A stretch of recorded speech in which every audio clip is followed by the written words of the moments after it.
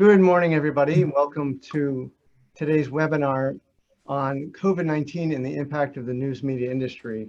We want to welcome you all here today. We have a great panel, and we'll introduce them in more depth in a minute. But as you can see from the screen, we have joining with us Doug Banks, the executive editor of the Boston Business Journal, and Sarabeth, Berman, the CEO of the American Journalism Project, as well as Geri Denterlein, the founder and CEO of Denterlein, Javier Marin, the CEO and owner of Planeta Media, and Janet Wu, who's anchor and reporter for Bloomberg here in Boston.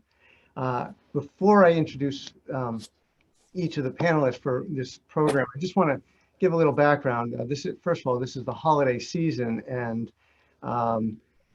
before we begin the substance of the program, I think it's always good to take a moment to pause and think about what the holiday season is about, and part of that is thinking about our neighbors and our families and how we can all reach out to help each other. And so we would usually say this at the end of the program, but I wanted to say at the beginning as a thank you for our panelists not only making a contribution in the name of each of our panelists to the charity of their choice. So, and I will be doing the same as a personal contribution as well. So on our program, just wanted to let you know that this really started with a conversation Doug Banks and I had this summer, because each of us have businesses and families, and obviously all impacted by COVID-19. And the news media has been reporting on all of our businesses, and we thought it would be really interesting to pause and hear how COVID has impacted the news media industry as well. And so we've gathered a group of not only professionals in the media, but really thought leaders, most of them probably known to all those who are listening today. And so we're going to really kick this off with brief reflections from each panelist, and then just a roundtable discussion. We invite your questions if you want to put them in the chat room. And why don't we begin? And we'll begin with Sarabeth Berman, who is the CEO of the American Journalism Project, which you will hear more about in this program, but it was founded in 2018 to mobilize a movement of support for the local news media around the country. Before that, she was the global head of public affairs for Teach for All, which is a network of social enterprises in 53 countries. And before that, she lived in China for many years, where she worked for Teach for China and was a Henry Luce Scholar in the performing arts before that. In the context of 1 Degree of Separation, her brother Seth is a partner of mine here at Nutter, a national expert on cybersecurity, and both, and her sister, until she moved to California, was the doctor for members of my family. So it's great to have you with us, Sarabeth, and why don't you lead us off with our discussion? Thanks so much, Paul. It's a real treat to be here. I grew up in Boston. My parents are in Boston. My brother Seth, who you mentioned, is in Boston. So in the context of a global pandemic, I'm sitting here in DC, but this feels like a bit of a homecoming to be here. Our topic today, COVID and the media, is one that we've been thinking about a lot at the American Journalism Project. And I'll speak to two dynamics that have really been magnified during the pandemic. The first is the market failure in local news. Over the past decade and a half, there's been a rapid decline in local news across the country. More than a quarter of the country's newspapers have closed. About 1,800 communities that had a local news outlet in 2004 were left without a news outlet at the beginning of 2020. And that dynamic has only been exacerbated by the global pandemic. By April this year, the New York Times was reporting that 36,000 newsroom employees that had been furloughed or laid off as a result of the pandemic. And the irony is that this is the very same moment that people are desperate for information about their communities. People are running to news websites and newspapers to understand, are their hospitals prepared with ventilators and PPE? As racial protests around the country erupted, people are wondering, what are the policing policies in my community? And as the election emerged, people were really wondering, is my voting infrastructure in the community I'm in ready for this election? And yet, despite these surges in traffic to news sites across the country, we've seen that newspapers have been in decline. And this is because for about 150 years, we have relied largely on advertising to sustain journalism, and that advertising has dried up, and certainly during the pandemic, that has gotten much worse. And I think it's easy from afar to sort of see this rise and fall of local news and say that this is, you know, the natural rise and fall of an industry, you know, the blockbuster syndrome. We had 9,000 stores, now we have one. And frankly, that's been just fine for consumers because it's given rise to great technology. But the reality is that the decline of local news has meant that we have lost this really vital aspect of our democracy, which is the original reporting that keeps our citizenry informed. And the data really shows that the impacts are dire. Data shows that when a newspaper goes away, we see that voter participation drops, that civic engagement drops, less people run for office. We see fewer people run for office, excuse me. I think my mother's on the call and I bet she'd be correcting my grammar right there. And we see that polarization increases as a result of the decline in local news, that the voting patterns become much more polarized because what fills the void is this echo chamber of highly polarized national media. That is one really clear dynamic that has just been amplified during this pandemic. The other dynamic I'll speak to is that as our country has reckoned with this historic moment of reckoning with racial injustice, we've also seen that news and journalism, newsrooms across the country are really reckoning with their role in upholding systems of injustice. At the American Journalism Project, we recently did research in Cleveland, where the Cleveland Plain Dealer, the city's paper, had 300 reporters at the beginning of the 2000s. And as of the beginning of the pandemic, they laid off their last reporter. The city, Cleveland, is about 50% Black. And when we spoke to Clevelanders about what they felt about the news infrastructure in their community, how they related to the news ecosystem in their community, we just heard them over and over refer to one story, which is that when Tamir Rice, a 12-year-old boy, was holding a toy gun and was shot by the police, his parents' police record was documented in great detail in the local news outlets. And so we also are seeing this dynamic that trust in the press has really been broken in many communities. So we've been thinking a lot about what the future of local news holds and how we rebuild the local news infrastructure that we need to build across this country. And that is these two dynamics are leading us to want to think about how do we finance and sustain local news in a very different way than we have historically. And also, as we rebuild local news, how do we make sure that it really is representing the diversity of the country? Great, thank you very much. Really appreciate, whoops, there we go. Really appreciate your remarks, Sarabeth. Just before we go to Doug, just very briefly, top line, the formation of the enterprise you work with, maybe just give a little more background so that people have a sense of your perspective and what that's all about. Yeah, sure, I'd be happy to. So the American Journalism Project is a venture philanthropy fund, which means that we try to combine the best of philanthropy and venture capital. So we're pairing grants, philanthropic investments in nonprofit news organizations, and really hands-on capacity building and support to help nonprofit news organizations build the business infrastructure to support their journalism. So we're helping them hire development people, hire marketing folks, hire audience engagement people, and then helping them build really excellent teams that can support the journalism. And there are examples across the country of these nonprofit news organizations that really are growing and serving their communities.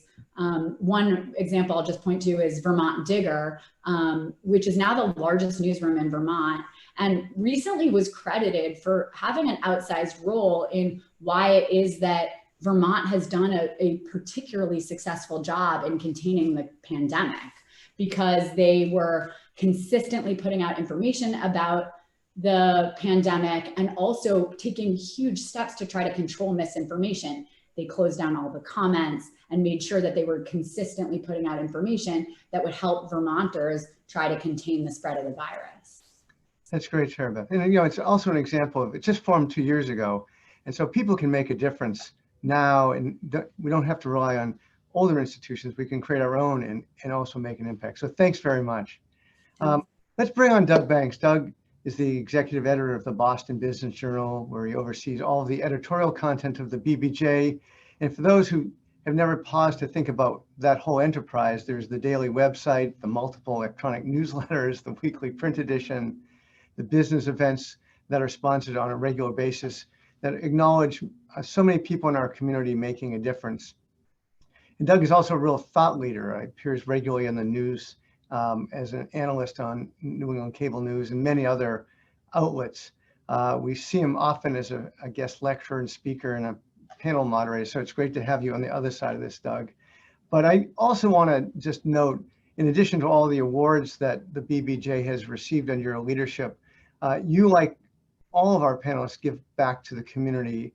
I know that you're involved with the Calvary Church in Linfield, but the board treasurer of Right Boston and Roxbury and so many other organizations. So it's not just what you do professionally, like many of us, but also what you're doing beyond your professional world. But we'd love to hear your reflections on COVID-19 in the media. Thanks.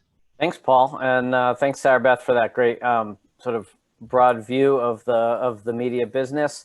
I mean, like all the businesses that we cover, the Business Journal is struggling with COVID, just like the news, all the news media has been. We're seeing record subscription numbers. Our subscriptions are higher, and our circulation is higher than it's ever been. I've been with the Business Journal since 1998. I spent a couple of years at Fast Company magazine during the dot-com bubble in 2000, 2001. I was an editor and publisher of a sister paper called Mass High Tech, where we covered New England technology businesses, and I did that for a number of years.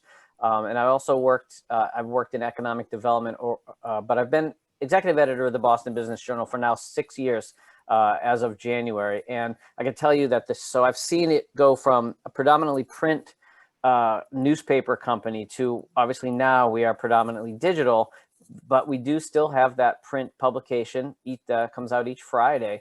And that shift to digital over the past, certainly the past 6 years that I've been editor, but started before me, is like many other businesses that we're covering. We're seeing COVID shift this transformational shifts to digital, not only in the news business, but like, for example, telehealth and healthcare. We're seeing a shift to digital. We're seeing banking, more online banking than ever now. So the past year, we've seen a huge transformational shift in the way everybody does business. And while our subscriptions are up, because the economy is being decimated, our advertising revenue, of course, the events revenue that we would get from all those events that Paul alluded to that we can't do in person anymore, that revenue is just so much harder to come by for both the Business Journal and really newspaper media companies worldwide. So that is certainly a struggle. From a managerial standpoint, our newsroom, we've got 12 people, so we're pretty small staff. And, we're working 24/7. The news cycle has shrunk. As Sarabeth mentioned, everybody's, craving news and information. And so our reporters are working harder than ever from all over the place. We've got reporters reporting from Virginia, Arizona, Cape Cod. They're not just in Boston anymore, which is, fine. We'll be working remotely for at least the next quarter or two. So we'll continue our remote work, and we're just blessed to be able to do that. Unlike others who can't work remotely, we're grateful that we can, but that's going to continue. So that's been the biggest issue this year, other than, of course, as Sarabeth also mentioned, the racial equity and the focus on racial equity. In the Business Journal, in the 6 years that I've been leading the newsroom, we've really tried to focus on diversity and inclusion in our pages and in our coverage. But this year, it was even obviously more heightened. We have always had a minority-owned businesses list, for example, but it was always combined with women-owned businesses, because that was the government designation for those businesses. This year, we broke it out. So we ran a larger minority-owned business list than we ever have. We uncovered more minority-owned businesses than we ever had. And so we've really focused on our coverage covering all of the business community and not just the downtown financial district, which has been and continues to be predominantly white and male. We've also sought partnerships, and you'll hopefully hear a little bit more from Javier about that, but we partner with Javier and El Planeta Media for some bilingual coverage where we're sharing stories with them and they're sharing stories with us, and we're translating them from English to Spanish and Spanish to English in order to broaden our community and reach more people. So we are trying to do things internally, we're trying to focus externally, and we're continuing to do our best in what is a difficult year. That's great. That's great, Doug. Thanks. And I meant to mention, and maybe you can give us an advance, one of the favorite things about the BBJ is the 5 things you need to know. So I'm not sure if it's out today, but maybe you can. Oh, it's out. It got out. It was out by 6 o'clock, or 6:30, like it is every morning. So that's my that's just my morning roundup every morning. For those of you who don't subscribe to our morning edition, it's free, and I publish a little piece. It's just a news roundup called 5 Things You Need to Know, in which I include 5 things that are the big stories of the day for Boston business people, and then usually something absurd or interesting that may have occurred to me over the past 24 hours. Yeah, that's great. It really is. I think those of us who read it really enjoy it. So thanks. Thank you, Paul. So thank you, Doug. Let's bring on Janet. Janet Wu is really a multimedia journalist. We know her now as the anchor and reporter in Bloomberg here in Boston, but her op-eds appear frequently in the New York Times, the Globe, and many other publications. She's, in addition to her journalism, she is also very giving in the community. She's a founding member of She Gives. She's an overseer of the New England Conservatory of Music, the Franciscan Children's Hospital, which is such an amazingly important resource in our community. Janet, I love your journalism and the fact that you have traveled to so many countries, both with people and also alone. I see, as I followed it, I see the numbers mounting up. But I noticed that you recently tweeted from Dolly Parton. You said, didn't think it was possible to love this lady more, obviously in reference to her contribution to the research of COVID. But one of her favorite quotes, which is in a book I published in quotes, inspiring quotes with my daughter, is, "We cannot direct the wind, but we can adjust the sails." And I think that's so true for the era we're in now with COVID-19. So love to hear your reflections on your perspectives on COVID-19 and the media. And thanks for joining us. My pleasure, Paul. Always great to speak with you. Well, we are rapidly and frantically trying to trim the sails in a really, really tough storm. So much to speak about, and I really loved following Sarabeth and Doug too, because their work is so interesting.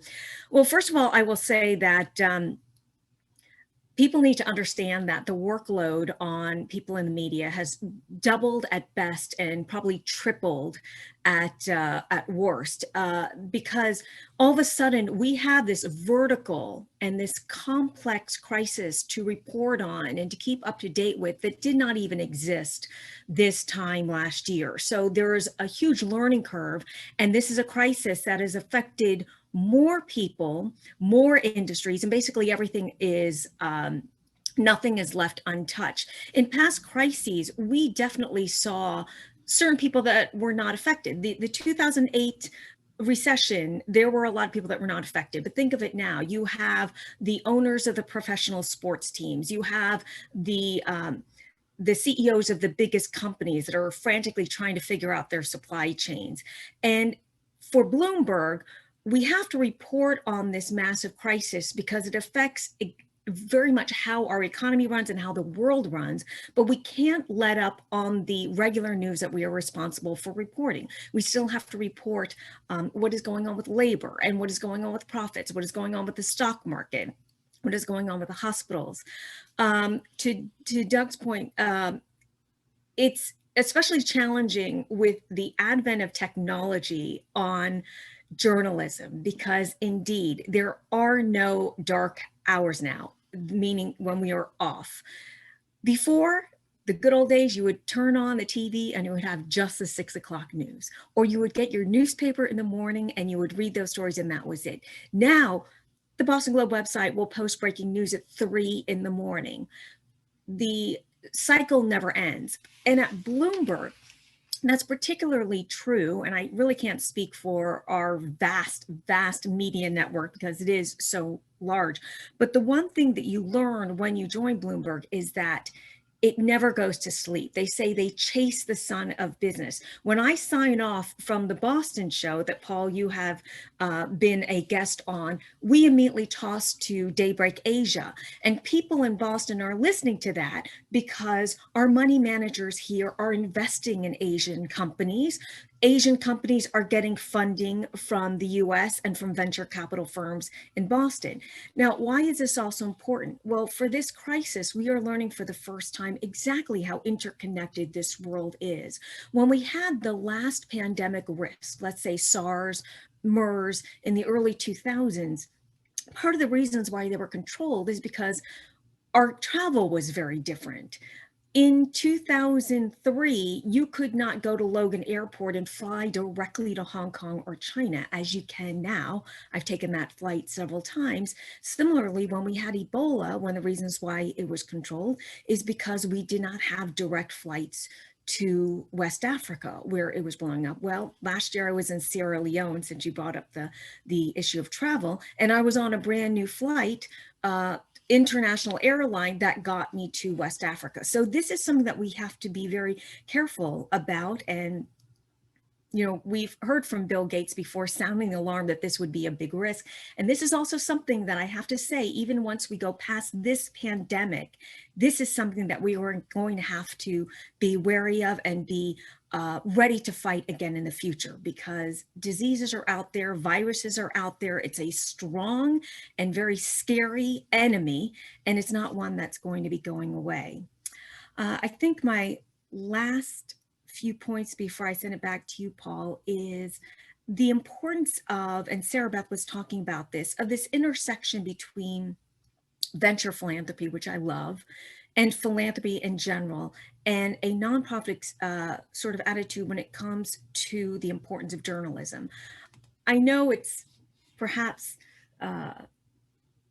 emotional for me to say this, but it is true. We need a free press in order to have a democracy. Can you imagine right now if we were going through this crisis and we didn't have the ability to see exactly how many cases are out there, who is being hospitalized, if it were actually suppressed and people did not know what was going on?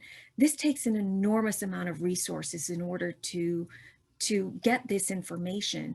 And the model of journalism is a tough one right now. It was tough even before people stopped advertising because it's expensive, and because of technology, people are not willing to pay for it in the way that they used to.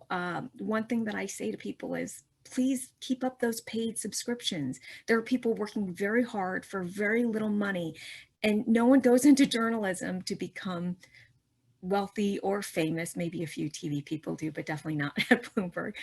It's because you really feel the challenge and the importance of information, especially in an era when there have been a lot of attacks on the press and on journalism in order to forward specific agendas. But I have to tell you, people are working very, very hard and for this really important cause. Paul, I'll send it back to you. Thanks, Jen. I really appreciate that. And I don't know if you want to comment for a minute, but in addition to your background, I know you were also a medical reporter at one point and you traveled. So you must be drawing on all those resources for what's going on now. And maybe talk for a minute about how important it is to have that diverse background for those who are thinking about getting into journalism, and how important that is in terms of being able to report on a current issue. Well, I think travel is your best teacher for basically everything in life. Yes, as you say, I've now been to 85 countries, and it's incredible. I was in Sierra Leone last year and saw the decimation from their Ebola outbreak. They are still not recovered from this, and this is now many years out. Interestingly enough, in October of 2019, so just a little over a year ago, I attended the Pandemic Preparedness Games in New York, where they game a pandemic and ask business leaders, theoretically, what would you do in case a pandemic happened? This is sponsored by the Gates Foundation and the World Economic Forum and the Johns Hopkins Center for Health Security, which is linked to Bloomberg because Bloomberg helps support it. And it was terrifying because they said, what could really take down your markets, take down society instantly. And Bill Gates was there saying he's not really worried about war right now. He's worried about a virus and a pandemic. And you realize that you see the vulnerable healthcare systems, you see systems in general that are not able to pivot and deploy people rapidly to this. I also have a lot of frontline medical workers in my family, and I see what they are going through and how they are suffering. And this is all very timely because we saw a very difficult decision that was announced by the governor yesterday to roll back Massachusetts and close certain businesses. And honestly, when I've been watching the governor lately, I think he's on the verge of tears almost, and I get it. He's exhausted, but he's getting criticism from all sides. So what do you do? What do you do? And he said, ultimately, it's up to the individuals. And the individuals have to make their decisions by the valid information that they get from the media. What is going on? And this is also another challenge that we are facing. During these pandemic games, they sent out a warning going, this is probably what's going to happen. There's going to be an immediate distrust of the government and information because during a crisis, all crises give rise to conspiracy theories. That is something else that we are dealing with now. You know, oh, the masks are unhealthy for you, or, oh, this is not really true. They're making up the numbers. So that's another challenge on top of everything else that we are facing. I really say to people, be your own editor. Read as much as you can, but read from the valid sources. And by the way, I want to give a plug to something else that is very interesting. We are a media company. Well, actually, Bloomberg is a financial information company. The media was born out of Bloomberg's desire to have immediate and extensive information on companies. So investors could trade on that information and not trade on things that they hear secondhand or that they hear later in the day. But we're also an innovation company. And something that Bloomberg created very recently is called Quick Take. You see it here, it's on Twitter.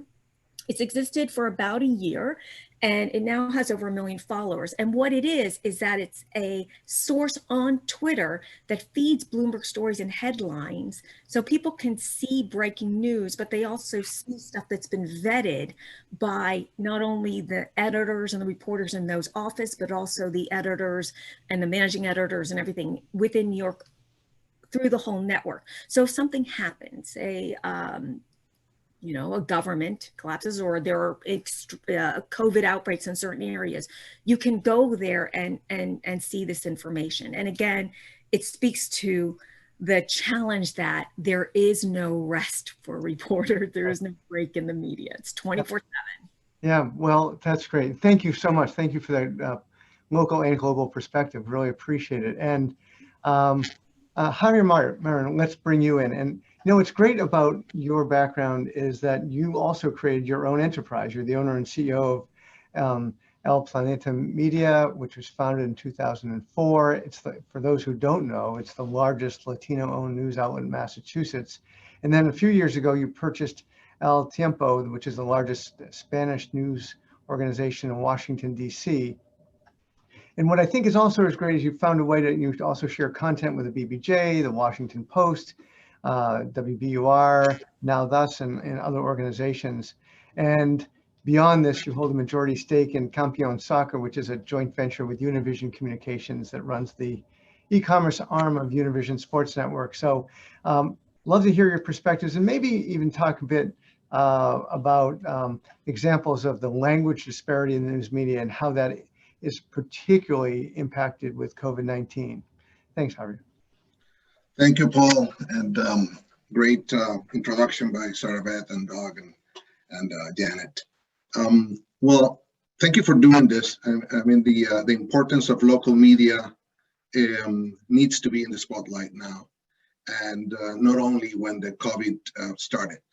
The problem of racial disparities, now it's a problem of everybody. It's not only a moral obligation, but it's an obligation of the entire community to understand that, particularly in this pandemic, if we don't support the real, truthfully professional journalism of local content in our communities, then what Janet was wisely explaining, all this fake and conspiracy theories takes a good role in our audience, particularly in the Latino community. Our role during the pandemic has been crucial, and I always like to do an analogy of us being like a hospital, a community hospital or a city hospital. It has suffered what we have suffered. In which way? Most of the hospitals increased their traffic of patients exponentially because of COVID, not only in the regular rooms, but also in the ICU. And at the same time, most of their sources of incomes were paralyzed because they had to dedicate all their resources to cope with this emergency. And as you can imagine, most of the resources were flooded to the health sector. In our sector, specifically local media and specifically Spanish media, we also had an immense exponential growth of traffic, not only digital, but also on the other type of outlets. Just to give you an idea, 40%, this is 1 million people in Massachusetts, a little bit more if we take some flow-in people that comes to and work here. So it's about 14% of the population. Out of those 1 million people, 2/3 are bilinguals, but even we bilinguals, we love our language, we speak our language at home, and we love to read in our language, especially when an obligation takes place, when we have to follow rules. And whenever this emergency happened, the regional government and city governments didn't have a Spanish speaking voice. So we, the Spanish media, were the only ones who had to inform our audience of what was being told by the authorities on how to behave. And then when frontliners, a lot of Latinos, flooded the hospitals with symptoms of COVID, Hispanic doctors didn't have a way to communicate to the community what was happening in the hospital. So they came to us, the Spanish media. The Spanish media is divided in two: the national Spanish media that dedicates about 1 to 2 hours to the local news, and newspapers that we dedicate 24 hours to the local news. So I would say 2/3 of our content to the local news, and then radio, which is mainly entertainment and a little bit of talking. So that disparity of the content being displayed on time wasn't working in our language. So that's why the authorities came to us, and hospitals came to us, because they needed us more than ever to communicate to our constituents. But guess what? We suffered the same as the hospitals. A lot of traffic, but the resources were completely downfall. Advertising, classifieds, events were all paralyzed. And guess what? The resources that the hospitals received were completely different than the resources we receive. And that's why now my title is owner and CEO, because people have to know that we are for profit, and all this responsibility of not laying off, of keeping our newsroom with the more people that we can. Now we support 20 journalists between full-time and freelancers. So the struggling of this sector is reflected in the local media, but at the same time, I feel optimistic because most of the audience is also understanding of our importance. And Paul, you asked me to give you an example of a language disparity, and I think a great one has nothing to do with COVID, but just a few days ago on November 25th, a soccer icon, world soccer icon from Argentina died, Diego Maradona. Most of all Spanish media were fully dedicated to this icon passing. Cover of our papers, 80% of our content was all about history, biography about him. English media in Massachusetts, zero. Not only that, people started the rumor that Madonna died because they just confused the name of Maradona. That's to give you an example of how important language disparity needs to be taken as important here. Thank you. Absolutely. Thank you, Javier. That's really great reflections. And, your perspective is so important and different than what we often hear. So it's great to share it and have it part of this conversation. Really appreciate that. Let's bring on Geri Denterlein. Geri is the CEO and founder of Strategic Communications, of the strategic communications firm of Denterlein. But those of us who know her know that she's a thought leader and advisor to some of the region's most respected brands, including, by the way, Nutter. And before this, Geri also had has a great diverse background in both media and government, was the editorial director of WBZ TV, and also communications director for the Department of Mental Health, and an associate press secretary for Governor Dukakis. And Geri, you may not know that I actually was the assistant press secretary for another governor, so we share that.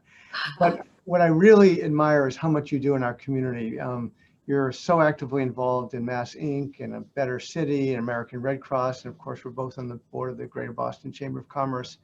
And you've been recognized by many organizations. I think the one that really jumped out at me was that you were received the Abigail Adams Award from the Mass Women's Political Caucus for your leadership in achieving parity for women. And that's, I know, something you've been so prominent in. So thanks for joining us, and love to hear some of your reflections, and we'll open up for a group discussion. So thank you, Geri. Well, thank you so much for that kind introduction. And as you have said, I have seen the world in my professional life through the lens of communications, words and pictures, and the way stories are told. And I think we all live our lives to some extent through narrative stories. And so when I look at the many things that I have watched, both in my years in the governor's office and then in 10 years at WBZ, and then these last 20 in running my own company, I think of having seen the Clinton years, the Challenger, O.J. Simpson, all of the important stories that have traveled through the late 80s and 90s and 2000s. And what occurs to me now is communications has never been more important. The pandemic, the global pandemic, combined with the racial injustice and the stories that have risen about our history and our past, and then also, of course, the election.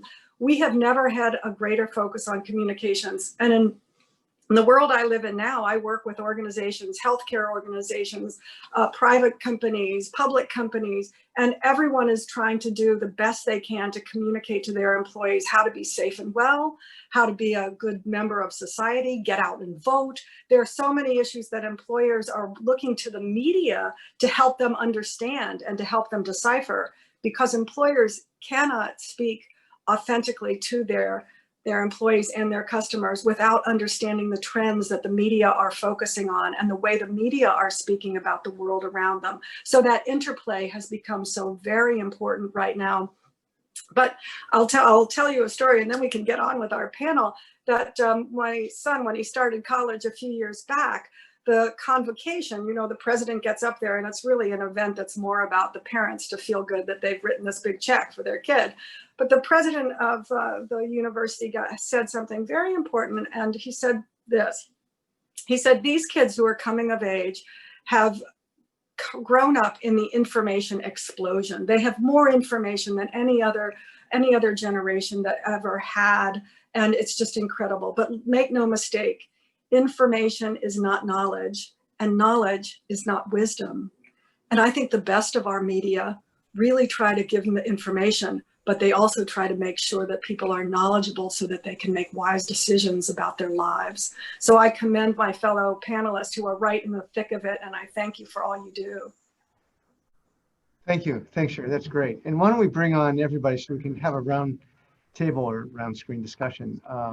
Those are great reflections. You know, one issue that we touched on, and most of it, and I think everyone touched on a bit, is the importance of the media with respect to racial equity and justice. And it's not because COVID-19 has obviously had a very different effect depending on socioeconomics. But and then, of course, the heightened sensitivity given recent events of racial equity and justice. So I want to reflect on that and how you view the media's responsibility and how it's impacted both internally, your organizations and the community as a whole. So sort of broad range. And Doug, why don't we start with you, and then we'll just go around. Thanks, Paul. Sure. I think that you're absolutely right. The media has a dual role to play. We should both be covering racial inequity, diversity, equity, and inclusion better, and we should also be making sure that our newsrooms reflect the communities that we're covering. It was great to see this past week, MSNBC and the Miami Herald both hired Black women to run their newsrooms, which were both firsts at those newsrooms. The Boston Business Journal, we've worked really hard. In business journalism, it is hard to find minority business journalists, but that's no excuse.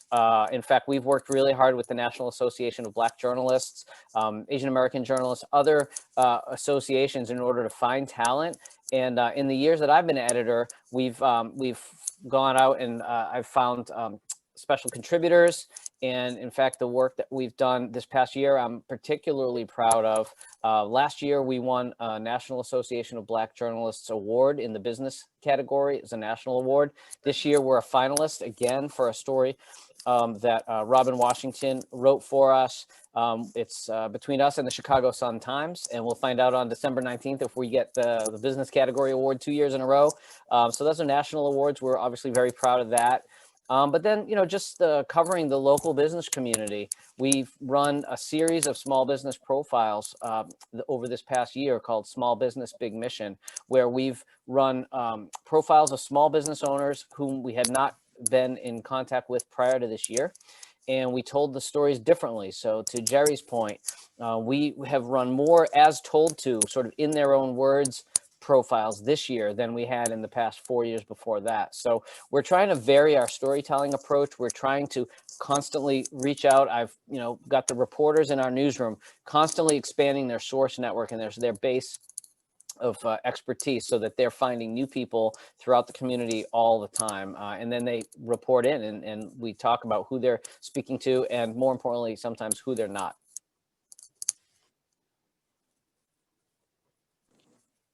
That's great. Now, do others want to weigh in on this one? We have some other questions, but I just want to give a little room. I have a point to make on this.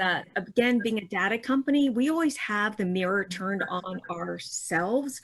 I will reveal to you that when I had to clear joining this panel, I have to alert them. They ask me if it is gender balanced and if it's racially balanced. And if it's not, I have been asked to speak at certain panels or joint panels, and I have been denied permission because they would say there are no women on the panel or there are no people of color on this panel. And then they've actually had me go back to the event and say, if you have trouble filling out your panel with women or people of color, allow Bloomberg to help suggest some. When we interview people, they actually log it into a database so that we can go back and look and say, we interviewed this many CEOs, but only 5 women or only 5 people of color, things. And it's really interesting because, again, information is information. It's good for us to have that information to look at as well. Now, I think that's so important because we talk about words and actions, and that's action, and we can do that. And I think to the extent that people draw that line and insist upon it. I know I've done that with my role. By the way, I'm hearing some feedback, so I'm not sure if we can all maybe mute. Maybe it's the Nutter system, but I don't know. But I know at the chamber we did that, and when I was leading the Real Estate Finance Association, we insisted upon it and then monitored the statistics. But I'd love to go to another question if someone wants to hop in, and that is, what are some of the lasting effects, positive and or negative, from this era? I mean, this has forced us to all be innovative, to work remotely. Some things will come of this that will endure COVID-19. Curious about the reflections of what that is for the media and news media, and what will be positive and what will be negative. I want to jump in, Paul. There's a positive happening in our side. The partnership that Doug was mentioning about us translating and they translating stories of Latino communities in Massachusetts has worked tremendously well. And in the same way, companies like the Washington Post, we are curating their content into Spanish to be more absorbed by the community nationwide. And WBUR, for example, we're doing stories together for radio and for digital. That has been increasing tremendously due to COVID. So that's a positive reaction to to confront the length, the time it takes to put diversity in your newsroom. Here is a way to solve that problem immediately, doing work with professional journalism, and also with adding to what Jeanette said before. I used to have reactions like, you cannot participate because of your accent, and now that's not happening. Right. What I would say as well, though, is that then this is a sort of a bad thing that is really underneath it going to be good, the unmasking of the disparities. When I look at healthcare, and we work with a lot of healthcare organizations, they have been working hard on the notion of equity in delivering healthcare and doing the right thing. But the unmasking of the severity of the inequities have really forced people to look even harder and to double down on the efforts. And I think Javier and Doug, your partnership is a reflection of that, because your work is going to be so critically important in making sure people feel comfortable in a vaccine. And Janet, the work that you do, and Sarabeth, all of that will help, I think, people feel more comfortable in the science, because science is driving this conversation, and yet we have so much of sort of the cynicism that's counterbalancing the science. And the work that you do, I think, will be very important during this period that we're about to enter into with the vaccine. I think that's true, and I think someone referenced the news desert that we have with local media, and I know that's a focus of yours, Sarabeth, and one of the reasons your enterprise was begun. So can you talk a little bit about that and the void that has been created, and how, and the importance of filling it, and what you're seeing both locally in our region but nationally as well? Yeah, that's exactly right. Over the past 2 decades, we've just seen that news deserts have been proliferating. And what that means is that, city halls are not being covered, and health systems aren't being covered, and school boards aren't being covered. And citizens can't do our job as citizens if we don't have this information. It's hard. It can be hard because we're getting so much information through social media and through, cable news. So it can be hard to really step back and realize how little information we're actually getting about the communities that we live in that would allow us to make decisions within our communities. We've come to the perspective that the market model that we relied on of advertising really isn't going to work anymore, and that we need to look to other models that we use across our country to sustain vital institutions in our communities. And that is a nonprofit model, a model that can bring in lots of different kinds of revenue, but that leads with philanthropy and calls upon us as members of our communities to say, we want to know what's happening in City Hall. We want to know what's happening at our school boards. We want people looking into public documents and really sorting through and understanding what's driving decision making. And so we are seeing this new generation of nonprofit newsrooms popping up across the country. And it's really going to require us as philanthropists, as community members, at whatever level we're able to contribute, to say, I need this information and I'm going to support it. There's actually a program going on right now across the country called Newsmatch, which is a grassroots program. Some major institutional philanthropists nationally have donated to a fund called Newsmatch. And if you go to the Newsmatch website, which is just, I think it's newsmatch.org, but you can Google Newsmatch and you can look up the local nonprofit newsroom in your community and make a donation, and this national fund will match your donation. So, and you were asking about sort of the changes going into 2021 as a result of the pandemic. I do think that the crisis in local news has gotten so severe that people are starting to wake up to it and realize that they really don't know what's going on in their communities. They know a lot about what's going on a couple miles away from me here in Washington, D.C. They know too much about what's going on there. They don't know what's going on in their communities. And so I think that a potential real upside of this crisis is that people will start to say, you know what, I need to I need to contribute to changing this. And to underscore, Sarabeth, you know, I was reading the Pew report last night because they cover so much of the data. Local news is far more trusted than the national and certainly the cable. Yeah, and as we talk about rebuilding trust in local news, the place to do that is in our communities. Like we can do that in our communities and rebuild trust in media, because frankly, you know if they're right or wrong because they're reporting about something that you're familiar with. Mm-hmm. Can I just add, Paul, too, that there's actually a proposal on Beacon Hill right now that State Representative Lori Ehrlich has backed. It's been there before, but it hasn't gotten a whole lot of attention. But it's just simply to study. I don't think we know what we don't know in terms of the communities that in our local newspapers. I mean, the vast majority of our newspapers in the state are run by hedge funds. You know, Gannett has been cutting staff, you know, in newsrooms left and right, and we don't really even know. In Massachusetts, we think we're educated and informed, but we're really not. There's actually dozens of communities that don't have a local newspaper, and this proposal on Beacon Hill is simply to study this and to put some attention to it. And so I would encourage people listening to this and watching this to you know, call your local state rep and call the folks on Beacon Hill to continue to push this through. It's a really low cost way of helping the citizenry. It's a huge civic effort that needs to be done. Janet, Javier, do you want to weigh in on this?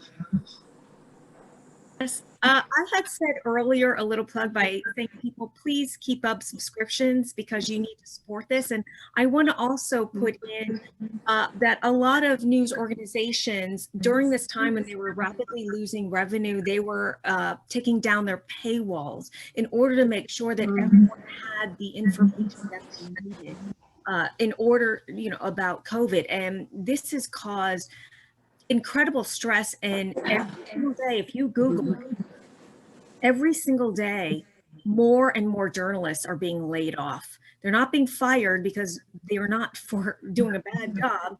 They're being laid off because there's no way to pay their salaries. And a lot of these journalists also didn't get raises for at least 5 to 10 years. By the way, I saw a chat question coming in about diversity training in Boston. If people get it, I worked in local TV. I will say I did not get any diversity training for the 20 years that I was in local TV, but I do get diversity training every 6 months now that I've joined a network, something that I appreciate, but I just thought I'd answer that for our audience member. Javier. Yeah, Javier, I just saw that too. Thank you, Janet, for pointing that out. Just very short, just solidarity. I think that word it needs to be you know, on all our front pages. The solidarity of readers, the solidarity of business owners, of political leaders, in the importance of local media for the benefit of all. This is not, you know, the moral main goal of philanthropy is help. Here is not only help others, here's help everybody. Because if we don't help to inform well our 15% of the population that doesn't speak our language, everybody will be affected in a pandemic. Yeah, and I have to say, my own reflection here is I've never relied more on the print media because, I mean, you know, we're out and about the normal times. We're seeing people, there are events. I mean, I know with the chamber, we have lots of events. There's other ways to communicate. And if you segregate out social media, and I mean, talk about the news media, you've become, it's almost like we've gone back to the older days when you have become our connector, whether it's electronic or print. And I just think I think one of the legacies will be that people will come back into the habit of relying on it, and the importance will be more prominent, and hopefully be able to monetize it again now that the habit has struck up again. So we have just a couple minutes for the beginning, and I do want to end on time, but just a final reflection on a final message. I am hearing some background noise. I don't know if that's on the Nutter side, but sorry about that. But a final reflection if you want, and then we'll wrap up. But just really one final thought from each of you, and we'll start where we began with Sarabeth. Final message?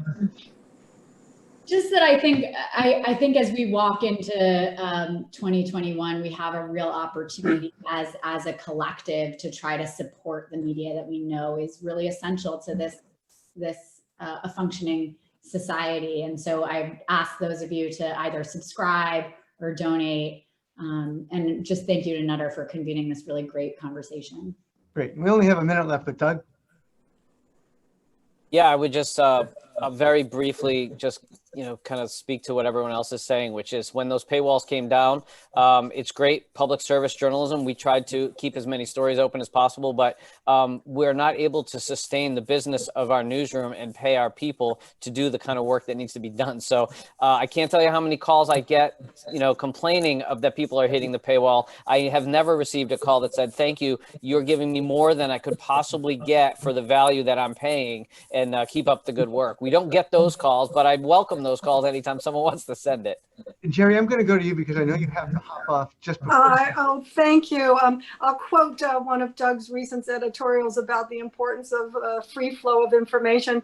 He said a number of things, but what resonated with me is that it builds community. And there's one thing that we've seen in this COVID period, when we watch the stories of the heroes, that we are building community. And if we do this right, if we credit the work of these fine journalists, we will get better. And I appreciate all that you do. Thank you. And with 30 seconds left, Janet and Javier will have you wrap up. We need reporters. We need people who still want to go into this business. If you want to connect with me on Twitter at Janet Wu News, I will have a conversation with any young person that wants to go into journalism. You'll have as much of my time as I can give. That's wonderful. Javier, final word. Just want to thank you to the organizers of this. Thank you to everybody who's listened, and please spread the word about solidarity for the local media. Great. And just as a final thing, I want to thank all the people who you aren't seeing on the screen from Nutter who helped me put this together. You know who you are. And again, we will make a contribution in the charity of your choice. I will do it personally, and I will also make a contribution to the charity of my choice on your names behalf, which is St. Jude Children's Research Hospital. But thank you all. Thank you for joining us, and we hope you have a happy and a healthy holiday season. Thanks, everybody. Thank you, Paul. Thank you, everybody. Thank you.